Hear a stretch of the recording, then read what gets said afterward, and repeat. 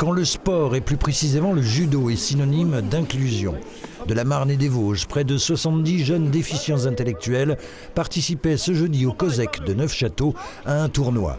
Et pour leur donner confiance et envie de se dépasser, le club judo Taïso de Greux, près de Don Rémy-la-Pucelle, et l'IMT, l'Institut médico-technique néo-castrien, tous deux organisateurs, avaient invité sur les tatamis une pointure, Cyril Jonard, récent médaillé de bronze aux Jeux paralympiques de Paris 2024. C'est une chance pour nos jeunes d'avoir un tel champion. On peut dire un petit peu que c'est le Teddy Riner du para-judo. Et voilà, il vient leur montrer quelques techniques qu'il a encore dans sa botte. Parce que je l'ai pris hier en entraînement et il est loin d'être dépassé. Cyril Jonard est sourd et malvoyant, ce qui ne l'empêche pas d'être un judoka à la carrière impressionnante. Champion du monde à 3 reprises, une médaille d'or aux Jeux d'Athènes en 2004, d'argent à Pékin en 2008 et de bronze donc à Paris l'an dernier. Un palmarès qui doit également beaucoup à son ami et entraîneur.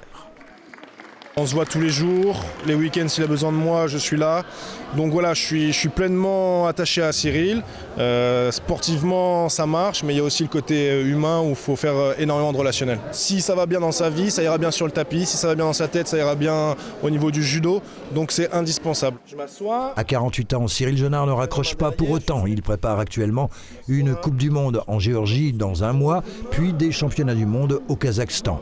Il voit d'ailleurs beaucoup plus loin. 2028, médaille.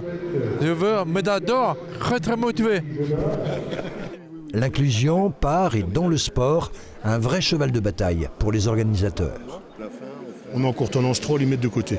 Pour autant, avec les Jeux olympiques, les paralympiques, il y a une belle dynamique.